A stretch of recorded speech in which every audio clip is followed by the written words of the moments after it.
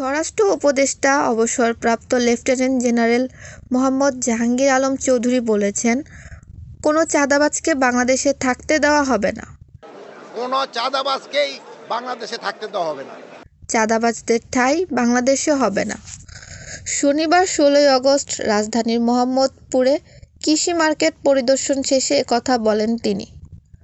স্বরাষ্ট্র উপদেষ্টা বলেন, যত বড় চাঁদাবাজি হোক না কেন তাকে আমরা আইনের আওতায় নিয়ে আসব, কাউকে ছাড় দেওয়া হবে না।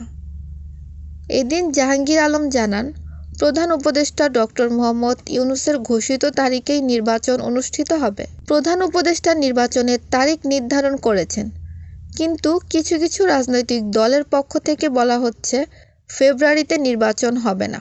সাংবাদিকদের এমন প্রশ্নের জবাবে স্বরাষ্ট্র উপদেষ্টা বলেন, রাজনীতির ব্যাপারে প্রধান উপদেষ্টা যেটা বলেছেন সেটার উপরে আমাদের কারো কোনো কথা নেই। স্যার যেই তারিখে বলেছেন সেই তারিখেই নির্বাচন হবে, যেই মাসে বলেছেন সেই মাসেই নির্বাচন হবে। কে কি বলল ওটা শোনা আমাদের দরকার নেই। সবজির দাম কিছুটা বাড়লেও বাজারে স্বাভাবিক রয়েছে উল্লেখ করে তিনি বলেন, প্রচুর বৃষ্টিপাতের কারণে শাকসবজির দাম বৃদ্ধি পেয়েছেন। প্রচুর আলু মজুত রয়েছে।